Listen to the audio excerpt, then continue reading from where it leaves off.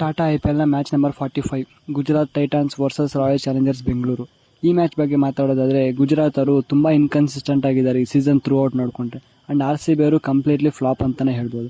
But still RCB ಅವರು last ಮ್ಯಾಚಲ್ಲಿ ಗೆದ್ದು ಬರ್ತಾ ಇದ್ದಾರೆ. ಆ ಒಂದು ಕಾನ್ಫಿಡೆನ್ಸ್ ಅನ್ನೋದು ಕ್ಯಾರಿ ಫಾರ್ವರ್ಡ್ ಆಗಿರುತ್ತೆ. ಬಟ್ GT ಅವರು ಕೊನೆ ಮ್ಯಾಚಲ್ಲಿ ಸೋತೋಗಿದ್ದಾರೆ. ಸೊ ಆ ಮ್ಯಾಚಿಂದ ಮೇಬಿ ಅವ್ರಿಗೆ ಸೈಕಾಲಜಿಕಲಿ ಎಫೆಕ್ಟ್ ಆಗಿರ್ಬೋದು.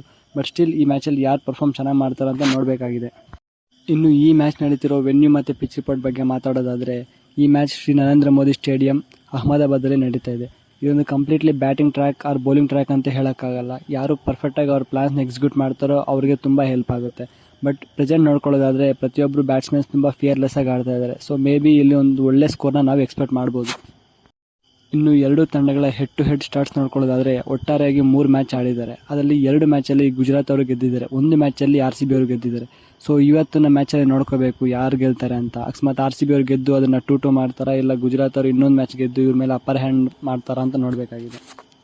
ಇನ್ನು ಎರಡು ತಂಡಗಳ ಪ್ರಾಬಬಲ್ ಪ್ಲೇಯಿಂಗ್ 11 ನೋಡ್ಕೊಳ್ಳೋದಾದರೆ ಮೊದಲನೇದಾಗಿ ಗುಜರಾತ್ ಟೈಟಾನ್ಸ್ ಅವ್ರ ವಿಕೆಟ್ ಕೀಪರ್ ವೃದ್ಧಿಮಾನ್ ಸಾಹಾ ಹಾಗೂ ಅವರ captain Shubman Gill, Sai Sudharsan, Azmatullah Omarzai, David Miller, Shahrukh Khan, Rahul Tewatia, Rashid Khan, Sai Kishore, Mohit Sharma, Noor Ahmad ಹಾಗೂ ಸಂದೀಪ್ ವಾರಿಯರ್ ಅವರು ಕಣಕ್ಕಿಳಿದಿದ್ದಾರೆ.